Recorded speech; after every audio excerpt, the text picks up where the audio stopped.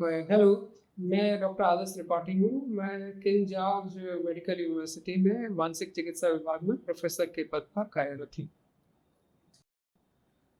Sir सबसे पहले मैं आपसे जानना चाहूँगा कि सर जो चाइल्ड अब्यूज़ हो रहा है, तो आप इस तरह के केसेस कितने देख रहे हैं या कितने केसेस आपने आज तक हैंडल किए हैं? जी। चाइल्ड अब्यूज़ देखिए, पहली बात तो जैसे हम सब जानते हैं कि चाइल्ड अब्यूज़ एक वाइड रेंजिंग इश्यू है और इसके कई तरह के पहलू होते हैं। जैसे चाइल्ड अब्यूज़ सेक्सुअल अब्यूज़ के फॉर्म में हो सकता है, फिज़िकल अब्यूज़ के फॉर्म में हो सकता है, इमोशनल अब्यूज़ के फॉर्म में हो सकता है, नेगलेक्ट के फॉर्म में हो सकता है। हुँ। तो as a mental health professional हम लोग चाइल्ड अब्यूज़ के बहुत सारे सिनेरियोज़ देखते हैं। जिसमें कि डायरेक्टली या इनडायरेक्टली चाइल्ड अब्यूज़ इन्वॉल्व होता है। हालाँकि मैं आपको ये बताऊँ कि हमारा काम चूँकि प्राइमरली मेंटल इलनेसेस को आइडेंटिफ़ाई करना और उनको ट्रीटमेंट करने से वो सब रिलेट है, तो हम लोग उन्हीं केसेस की एक्सेस होती है जहाँ पर जिनको कि कोई मेंटल इलनेस डेवलप हो गई है और चाइल्ड अब्यूज़ मेंटल इलनेस के कॉन्टेक्स्ट में मैनिफेस्ट हो रहा है। ओह! सर अगला क्वेश्चन ये है कि सर जैसे कि चाइल्ड अब्यूज़ है, वो एक बच्चे की डिफरेंट स्टेटस को उसको कैसे अफ़ेक्ट करता है? क्योंकि चाइल्ड अब्यूज़ देखिए ऐसी चीज़ है, क्योंकि अगर हम चाइल्ड डेवलपमेंट को समझने की कोशिश करें, तो हम ये पाएँगे कि देखिए चाइल्ड किसी भी बच्चे के डेवलपमेंट में safety, security, emotional connect, love, appreciation, ये चीज़ें व्यक्ति के डेवलपमेंट में उतनी ही ज़रूरी है जितनी कि फूड, स्लीप एंड अच्छी हेल्थ के लिए फिज़िकल एक्टिविटीज़। क्योंकि जो इंसान है, उसके लिए जो मेंटल ग्रोथ के जो न्यूट्रिएंट्स हैं, वो इन सोशल इंटरैक्शन से आता है। अगर किसी भी बड़ जो बच्चा है, उसको बढ़ती उम्र में इन चीज़ों का सामना करना पड़ता है, जैसे कि उसको इमोशनल सपोर्ट नहीं मिल रहा है या उसको ऐसे एनवायरनमेंट का एक्सपोज़र हो रहा है, जहाँ पे बहुत सारा डोमेस्टिक वायलेंस है, परिवार में झगड़ा हो रहा है, लड़ाई हो रही है, डाइवोर्स के सिनेरियोज़ हैं, पेरेंट्स से आपस में कॉन्फ्लिक्ट है। या फिर बच्चे को डायरेक्टली फिजिकली अब्यूज किया जा रहा है और वर्स जो इन्फ्लुएंस आता है बच्चे के डेवलपमेंट पर, वो सेक्सुअल अब्यूज होता है। ये सारी चीजें बच्चे को बुरी तरीके से कंफ्यूज कर देती है। बच्चा जो है डेवलपमेंटली अपने इंटेलिजेंस के हिसाब से उन चीज़ों को अप्रिसिएट नहीं कर पाता कि ये मेरे साथ क्या हो रहा है, और वो डेवलपमेंटली अपनी सोच समझ के हिसाब से उस एक्सपीरियंस को इंटीग्रेट नहीं कर पाता अपनी पर्सनैलिटी में। तो हम लोग ये देखते हैं कि जो जिन बच्चों को इन परिस्थितियों का सामना करना पड़ता है, उनमें कई तरीके के मानसिक और शारीरिक बदलाव आ जाते हैं। जो मानसिक बदलाव है वो ये है कि व्यक्ति अपने बारे में ठीक ढंग से सोच नहीं पाता, वो अपनी इमोशंस को ठीक ढंग से रिकॉग्नाइज नहीं कर पाता, वो दूसरे इंसान के साथ किस ढंग से रिलेट करना है, किस व्यक्ति को सेफ इंसान समझना है, किस व्यक्ति को अनसेफ समझना है, दुनिया के बारे में एक जो दृष्टिकोण और नजरिया होता है हमारा, वो पूरी तरीके से बदल जाता है। और ऐसे लोग अक्सर मानसिक बीमारियां होने का खतरा नॉर्मल से कई गुना बढ़ जाता है, क्योंकि ये बच्चे डिप्रेस महसूस करते हैं, एंसियस महसूस करते हैं, भयभीत महसूस करते हैं, इनसिक्योर महसूस करते हैं। तो कई तरह की मानसिक बीमारियों का खतरा ऐसी परिस्थिति में बढ़ जाता है।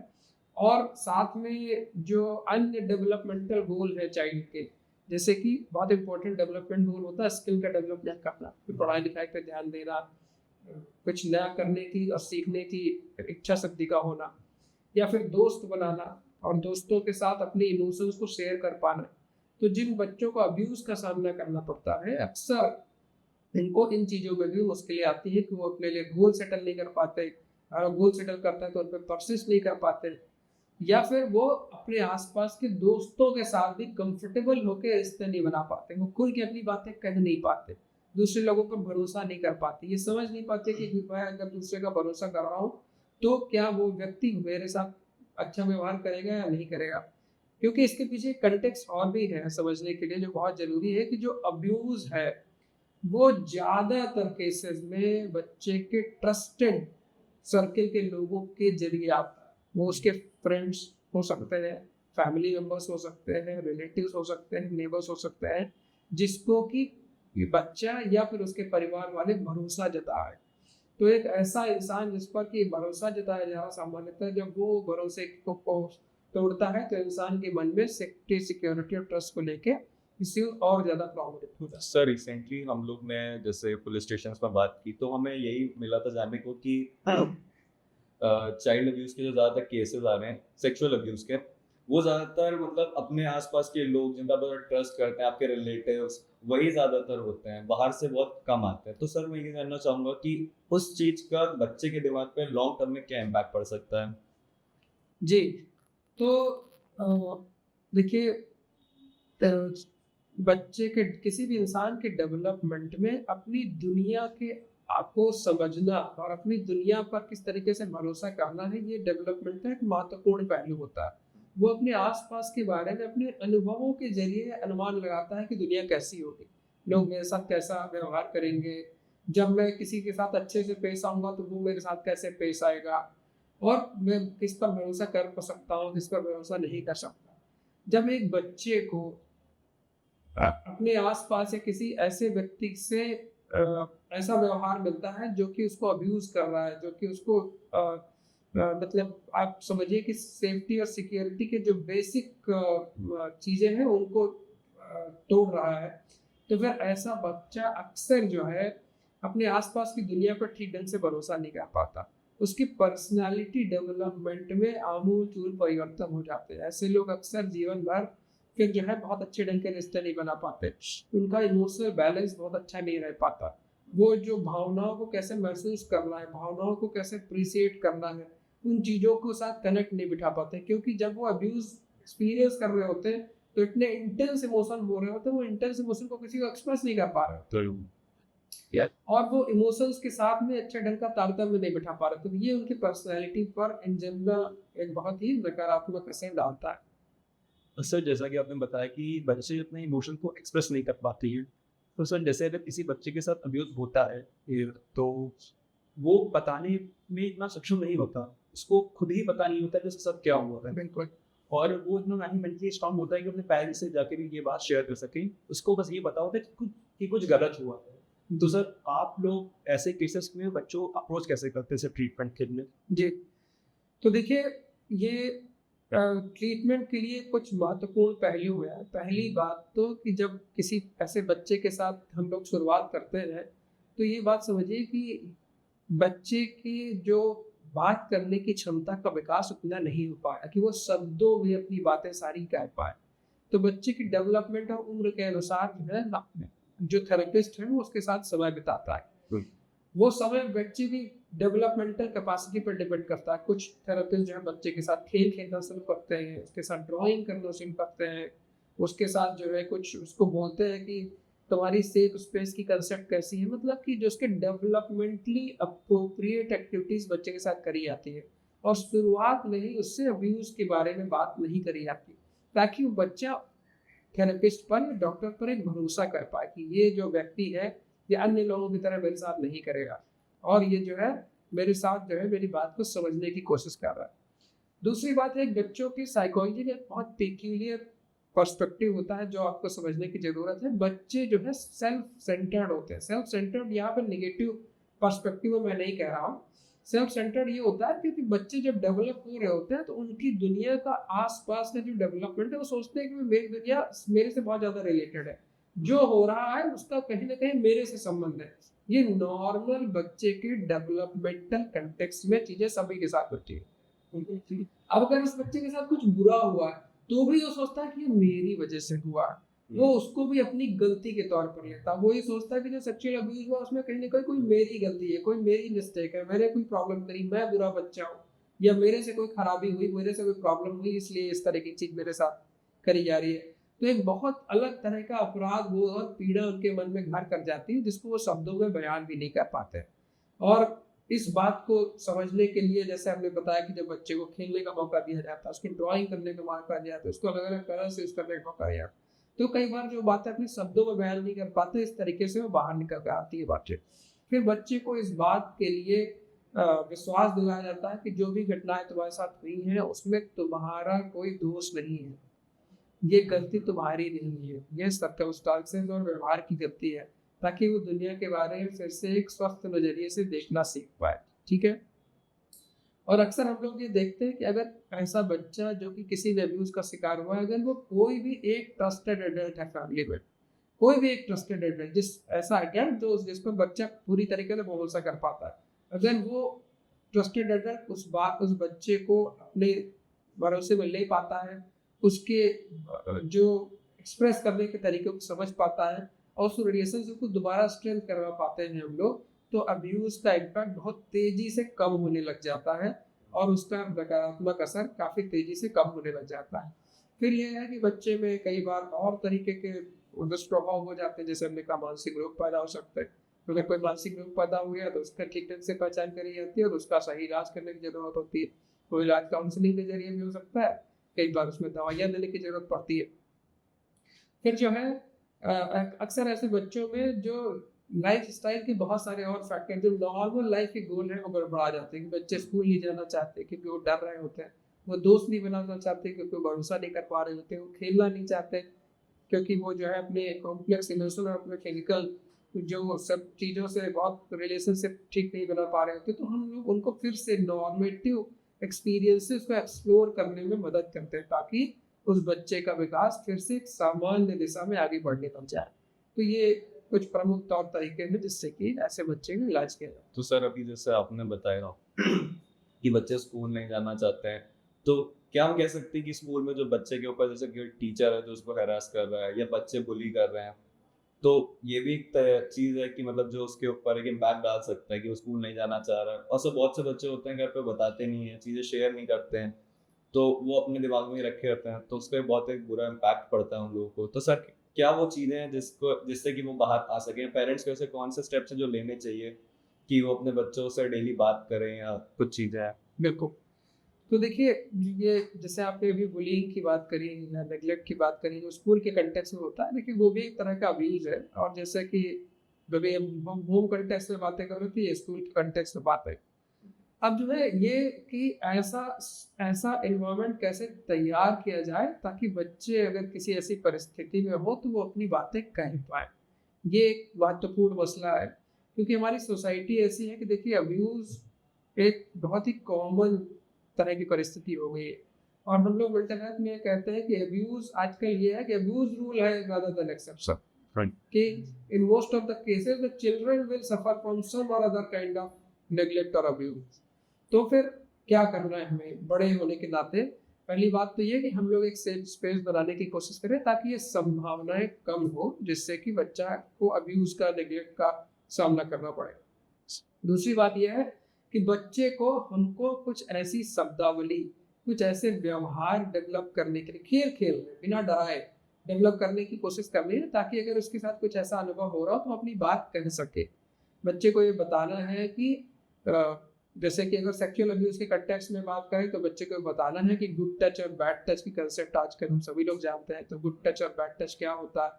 ताकि वो अगर कभी उसके साथ कुछ ऐसा हो तो वो जाके अपने बड़े से कह सके, हाँ मेरे साथ किसी ने बैड टच किया। तो उससे पहले तो उसके पास ये शब्द ही नहीं थे अपनी बात कहने के लिए। एग्जैक्टली। दूसरी बात ये है बुलिंग, जैसे बुलिंग के कॉन्टेक्स्ट में जो कि नॉन फिजिकल अब्यूज़ है लेकिन इसका एक बुरा असर हो सकता है। तो एक बच्चों को उनकी भाषा में, उनके शब्दों में ये बातें इन जनरल क्लास में बताई जा सकती साल में एक बार कभी, कि दूसरे बच्चे के साथ बुरा व्यवहार करना, दूसरे बच्चे को धमकाना, दूसरे बच्चे को डराना एक नैतिक और ठीक व्यवहार नहीं है। यह हमारे स्कूल में एक्सेप्टेबल नहीं है। अगर कोई बच्चा इस तरह की चीज़ों को एक्सपीरियंस कर रहा है तो वो फ्री है कि वो टीचर से इसके बारे में बात कर सके, वो पेरेंट्स से इसके बारे में बात कर सके। तो अगर किसी बच्चे को ये पहले से पता है कि हाँ मेरी टीचर ने कहा था ऐसा, मेरे पेरेंट ने कहा था ऐसा, वास्तव में मेरे साथ ऐसा हो रहा है, तो वो ज़्यादा कंफर्टेबल होंगे अपने माँ बाप या टीचर से उसके बारे में बात करने के लिए। और तीसरी बात यह है कि कई बच्चे देखिए इमोशनल अब्यूज नेग्लेक्ट का हो रहे हैं, उनको उतना प्यार नहीं मिल पा रहा जितना प्यार चाहिए। एक इंसान को डेवलप होने के लिए एक भरोसेमंद अडल्ट का साथ चाहिए होता है, प्यार चाहिए होता है, उसको अप्रिसिएशन चाहिए होता है, जो अच्छे काम कर रहा हो उसकी तारीफ उसको मिलनी चाहिए। तो ऐसे बच्चे अक्सर अलग थलग चुपचाप गुमसुम शांत दिखाई पड़ता है। तो हमें इन जनरल एक ऐसा इन्वायरमेंट, एक सोसाइटी ऐसी क्रिएट करने की कोशिश करनी चाहिए कि अगर हमें कोई बच्चा अलग थलग सेम शांत और नॉर्मल से अलग दिखाई पड़ रहा है, तो टीचर्स को इंक्वायर करना चाहिए कि क्या परिस्थिति है जिसकी वजह से ऐसा हो रहा है, ये उसका नॉर्मल स्वभाव है या फिर स्वभाव में बदलाव हो रहा है, और कहीं इसके पीछे कोई अब्यूज जैसे रिलेटेड कॉजेज तो नहीं है, क्योंकि उसके बारे में बात करने से, उसके बारे में थोड़ी सी शुरुआत करने से बहुत बार इस तरह की परिस्थितियों को सही तरीके से पहचाना जा सकता है और समय पर ठीक किया जा सकता है। सर जैसे कि आपने बताया कि बात करने से हम चीज़ें पता लगा सकते हैं। सर अगर जैसे कोई हमें पता चलता है कि बातों से या उसके बिहेवियर में सडन चेंज आ गया है, वो बहुत ही एक एग्रेशन दिखा रहा है वो बच्चा, तो सर हमें कौन से स्टेप्स लेने चाहिए कि हम वो चीज़ डिटेक्ट कर पाएँ कि ये अब्यूज़ के कारण हो सकते हैं या ये मेंटल या फिजिकल या सेक्सुअल अब्यूज़ में कहीं तो बच्चा नहीं है, तो अगर ये हमें पता लगता है सबसे पहले हम कौन से स्टेप्स लें? जी, तो देखिए ये यहाँ पर पहली बात तो हमें डिसाइड करना पड़ेगा कि वो हमें कौन है। वो हमें एक टीचर हो सकता है, वो हमें एक पेरेंट हो सकता है, वो हमें एक पड़ोसी हो सकता है, वो हमें ऐसा एक सोशली अवेयर सिटीजन हो सकता है। तो इन सब चीज़ों पर डिपेंड करता है कि हमारा रिएक्शन कैसा होगा। अगर सपोज आप एक पेरेंट हैं और आप ये पाते हैं कि मेरे बच्चे में अचानक ऐसा बदलाव हो रहा है जो कि और किसी कारण से एक्सप्लेनेबल नहीं है, तो जैसे कि हमने कहा कि आप अपने बच्चे को उसकी जितनी लैंग्वेज डेवलपमेंट उस समय हुआ है उसकी समझ के अनुरूप इस तरह की बात करें, ताकि वो अपनी बातें ज़्यादा कंफर्टेबली कह पाए। बहुत बार ऐसे बच्चों को, जैसे आपने सुना होगा कि डराया जाता है, धमकाया जाता है कि अगर ये बातें बताओगे तो तुम्हारे पेरेंट को मार देंगे, अगर तुम ये बताओगे तो जो है तुम ये तुम्हारी गलती है, लोग तुमको ही पनिश करेंगे। तो आपको बच्चे को ये भरोसा दिलाना होता है कि जो हम पेरेंट हैं या टीचर हैं, हम कैपेबल हैं, हम किसी भी परिस्थिति से निपट सकने में सक्षम है, ठीक है। तो हम ज़्यादा भरोसेमंद हैं बनस्पत किसी और दुनिया के किसी और सदस्य या किसी और व्यक्ति के तुलना में। तो इसलिए अगर वो इस तरह का भरोसा आप पेरेंट के साथ जीत सकता है तो फिर जो है वो। तीसरी बात ये है कि जिस बच्चे के साथ जो अनुभव हो रहा है, अक्सर उसके खेल में या उसके चित्रों में वो चीज़ को आइडेंटिफाई करना कहीं ईजी है रादर देन उसके शब्दों में। अगर आप किसी बच्चे के खेल में ऐसे देखते हैं कि वो एग्रेसिव खेल खेलने लग गया, वो दूसरे खिलौनों को तोड़ दे रहा है, दूसरे खिलौनों के साथ कुछ ऐसा तरीके से एनैक्टमेंट करने की कोशिश कर रहा है जो आपको अनयूजुअल लग रहा है, तो जरूर बात करने की कोशिश करनी चाहिए कि बेटा ये क्या हो रहा है, इसमें ये व्यक्ति इसके साथ क्या कर रहा है, ये दूसरा उसको कैसा लग रहा है, ये इनका आपस में रिश्ता कैसा है। तो इस तरह से अगर आप बात करते हैं तो आप उसकी साइकोलॉजी को और उसके अनुभव को समझ सकते हैं और आइडेंटिफाई कर सकते हैं कि इसके क्या पीछे क्या संभावना है।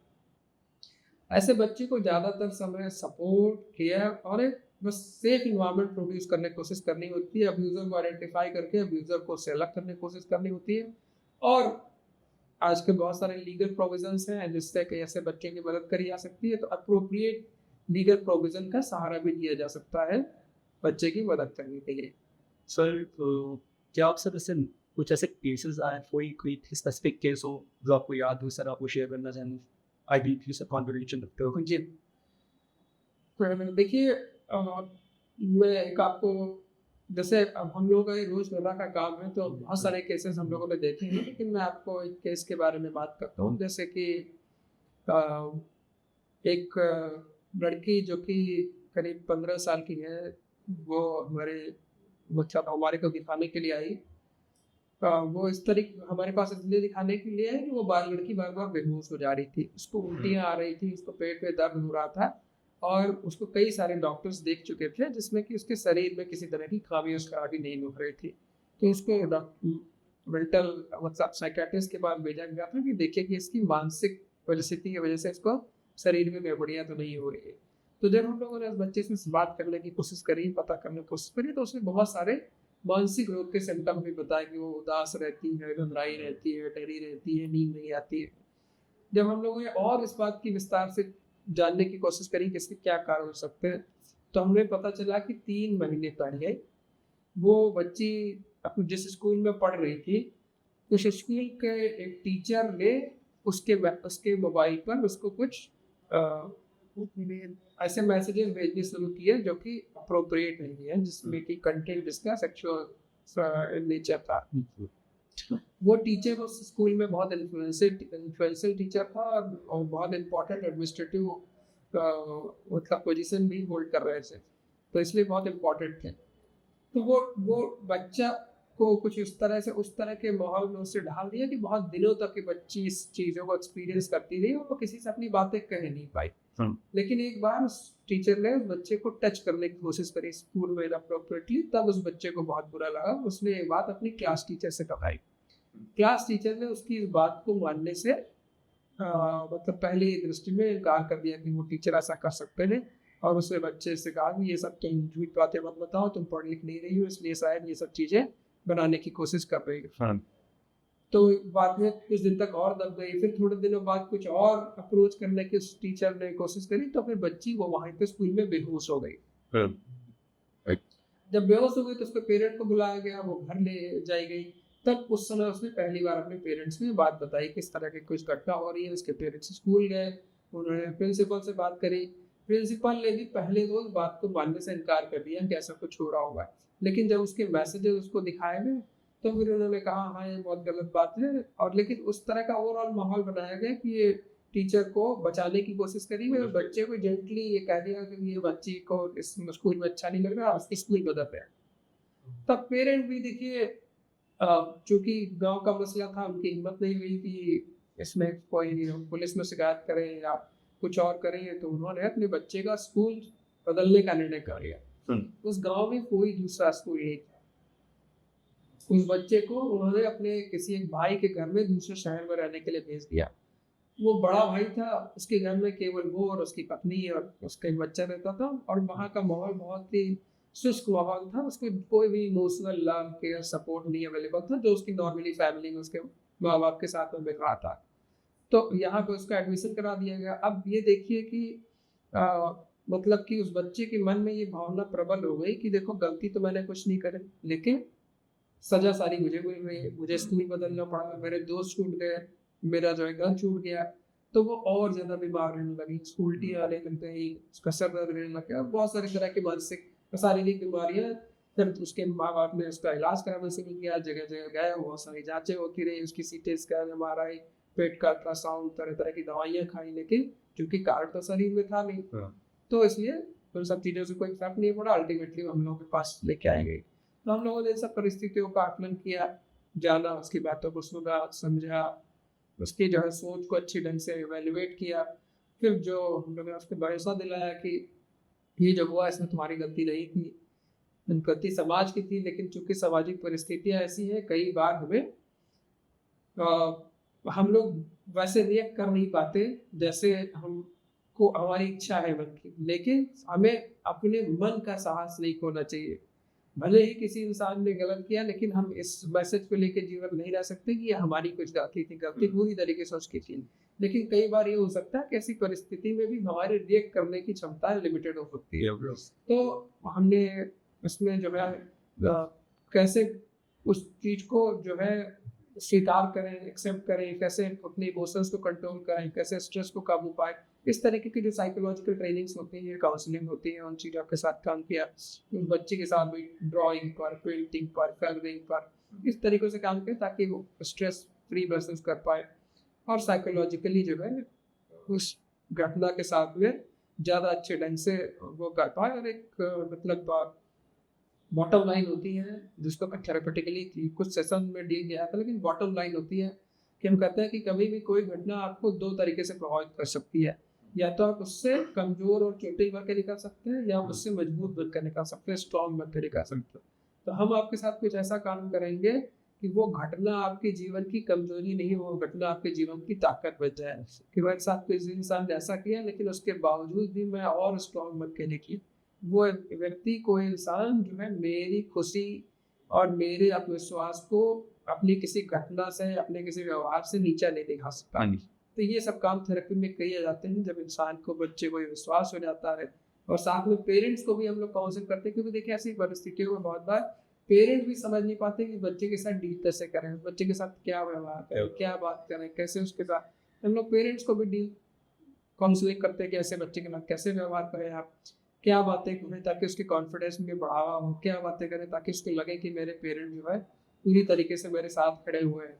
तो इस तरीके के काम जब हम करते हैं तो बच्चों धीरे धीरे बच्चे ठीक हो गए, हम लोग अब अच्छे से पढ़ाई कर रही है और जो भी उसकी बीमारी के सिम्टम थे वो लगभग सारे खत्म हो चुके हैं। सर अभी आपने एक बात कही कि उसका जैसे स्कूल में भी उसका केस दबा दिया गया या पेरेंट्स ने भी निगलेक्ट कर दिया एक सम पॉइंट पे आके, तो सर मतलब पेरेंट्स को आप ऐसा क्या एक मैसेज देना चाहेंगे कि मतलब उन्हें ऐसी चीज़ों को दबाना नहीं चाहिए, कोई केस हो रहा है या कोई बच्चा है तो उसको अगेंस्ट जाके बोलना चाहिए? बिल्कुल। देखिए, मैं ये कहूँगा कि ऐसा नहीं है कि उस पेरेंट्स ने अगेंस्ट जाके बोलने की कोशिश नहीं करी। लेकिन सामाजिक परिस्थितियाँ कई बार ऐसी होती है, वो स्कूल गए, उन्होंने शिकायत करी, प्रिंसिपल ने उस बात को मानने से ही बना मानने दिया। से इनकार कर दिया। हम्म, हमेशा पेरेंट्स के पास इतना मनी, इतना टाइम, रिसोर्स नहीं होता कोई चीज़ों को परस्यू कर सके। वो पेरेंट जो कि रोज़मर्रा रोज़ कमाता है हम्म, 300 रुपए, अगर वो पुलिस में जाएगा, वो जेल में जाएगा, मतलब पुलिस में जाएगा, कंप्लेन करेगा, उसको लगता है कि मैं और ये रोज़ की कमाई मेरी बंद हो जाएगी, मैं और 2 बच्चे मैं उनको कैसे भरण-पोषण करूँगा। मैं इस परिस्थिति में किसी को सही या गलत नहीं कह रहा। हम्म, मैं ये नहीं कह रहा उस पेरेंट ने ठीक किया, उस पेरेंट ने जो किया सही नहीं किया। जहाँ भी अन्याय हो रहा है उसका सामना करना चाहिए। हम्म, कानूनी व्यवस्था का जो सहारा लेना चाहिए। लेकिन बहुत बार पेरेंट्स की अपनी परिस्थितियाँ होती हैं, तो हम किसी व्यक्ति को गलत नहीं ठहरा सकते। sure, सोशल सिचुएशंस नुआंस्ड होती हैं, हमको उनके जो परिस्थितियों को समझना पड़ता है, उनको उनके साथ काम करना पड़ता है। तो हम कोशिश करते हैं कि पेरेंट्स के पास ये ज़रूर हो कि आप अगर ऐसा कुछ हो रहा है तो ये आपके बच्चे की गलती नहीं है, इस बात का भरोसा पूरी तरीके से उस बच्चे को दिलाना चाहिए। और सर ये सहयोग देना चाहिए कि वो बच्चा फिर से अपनी आत्मविश्वास के साथ जीवन जीना जारी रखे और जो है वो किसी भी ऐसे व्यक्ति के सामने नज़र झुका के और नीचा होकर न पेश आए और हिम्मत से उस परिस्थिति का सामना कर पाए। और सर जैसे कि आपने ये बताया कि सर जब मैं ऑफिसर से बात कर रहा था सर पुलिस ऑफिसर से, तो उनका ये कहना था कि कई बार पेरेंट्स को पता भी होता है कि उनके बच्चों के साथ अब्यूज़ हुआ है या किसने अब्यूज़ किया है, लेकिन उनके पास इतना कॉन्फिडेंस ही नहीं होता है कि जाके सर वो कंप्लेन कर सके। कई बार वो सोशल प्रेशर इतना होता है या अगर किसी भी रिलेटिव ने ऐसा किया है तो वो समाज के डर से या रिश्तेदारी के डर से वो इतना कॉन्फिडेंस ही नहीं जुटा पाते हैं कि वो पुलिस में जाके कंप्लेन करें। तो उन्होंने मुझे ये बताया था कि वो मेरे पास अगर ऐसे केसेस आते हैं तो हमें ही पेरेंट्स को मोटिवेट करना पड़ता है कि जो न्याय होगा वो आपके पक्ष में ही जाएगा, आपका प्राइमरी हो। जी। देखिए बहुत बहुत सारी ऐसी चीज़ें हैं। अब मैं ये कहूँगा कि हमारी न्याय व्यवस्था में और पुलिस व्यवस्था में काफ़ी सुधार हुए हैं। लेकिन फिर भी देखिए ऐसी परिस्थितियाँ हैं कि बहुत सारे पेरेंट्स हिम्मत नहीं जुटा पाते। उनको लगता है कि शायद ये केस कितने समय तक चलेगा मुझे पता नहीं। मुझे कितनी बार पुलिस थाने, मुझे कितनी बार कोर्ट जाना पड़ेगा। मैं इन चीज़ों के लिए पैसे कैसे जुटा पाऊँगा, मैं समय कैसे जुटा पाऊँगा, मैं समाज का सामना कैसे कर पाऊँगा, अगर एक पेपर में छपती है खबरें तो मैं दुनिया को कैसे फेस कर पाऊँगा। इस तरह के बहुत सारे इनसिक्योरिटीज़ पेरेंट्स के मन में होती हैं। देखिए ये एक और अलग मुद्दा है जो शायद मेरे कार्य क्षेत्र से बाहर भी है, तो मैं इस पर और ज़्यादा टिप्पणियाँ नहीं करूँगा। लेकिन मैं मेंटल हेल्थ प्रोफेशनल होने के नाते मैं ये ज़रूर कहना चाहूँगा, हर व्यक्ति की अपनी सोच के पीछे कुछ न कुछ कारण होते हैं। समझे। हम बाहरी तौर पर बिना उसके कारणों को समझे बिना उसको जज नहीं कर सकते कि वो ठीक कर रहा है या गलत कर रहा है। हमको उस व्यक्ति के कारणों की जांच पड़ताल और उसके बारे में जानना बहुत आवश्यक है, इससे पहले कि हम कह पाएँ कि वो व्यक्ति सही कर रहा था या गलत कह रहा था। लेकिन यहाँ पर ये मैं फिर से दोहराना चाहता हूँ कि अब्यूज़ और नेगलेक्ट वाली चीज़ें बहुत गलत हैं। सर ऐसी जो भी परिस्थिति है उसका डटकर उनको सामना करना चाहिए। पेरेंट्स को अपने बच्चों का पूरी तरीके से साथ और सहयोग देना चाहिए और जो भी कानूनी प्रक्रियाएं हैं उसका भरपूर इस्तेमाल करना चाहिए। थैंक यू सर, आपने हमें टाइम दिया और हमें बहुत अच्छे से गाइड किया और चीज़ें समझाई। इसके थ्रू हम लोग लोगों तक ये बात पहुंचा सकते हैं कि वो क्या मेजर्स ले सकते हैं या क्या चीज़ें हैं, उन्हें अपने बच्चों की कई चीज़ों को नेगलेक्ट नहीं करना चाहिए। हो सकता है कि उनके साथ कुछ हो रहा हो जो वो बताना चाह रहे हो, बहुत सारा टाइम पेरेंट्स के पास टाइम नहीं होता या बच्चा कुछ बोलना चाह रहा है तो मना कर देते हैं, सुनते नहीं हैं। तो थैंक यू सर।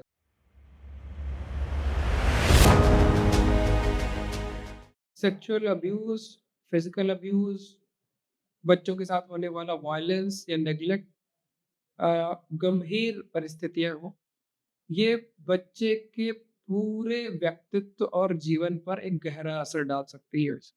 ये ना केवल उसके मानसिक स्वास्थ्य को प्रभावित करती है, उसके शारीरिक स्वास्थ्य को भी प्रभावित करती है।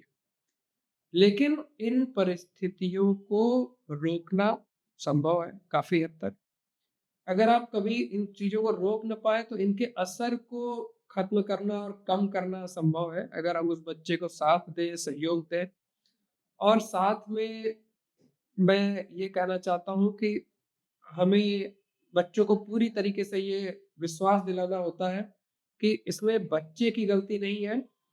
जो अब्यूज़र है वो मिस्टेक कर रहा है, वो गलती कर रहा है और बच्चे के साथ हम पूरी तरीके से, पूरी शिद्दत से उसकी मदद करने के लिए तैयार हैं, उसके साथ खड़े हुए हैं। जब हम ऐसा करते हैं तो इन चीज़ों के असर को ख़त्म किया जा सकता है, कम किया जा सकता है और इस बच्चे को एक फिर से स्वस्थ और सेहतमंद और कॉन्फिडेंट इंसान बनाने में मदद करी जा सकती है। धन्यवाद।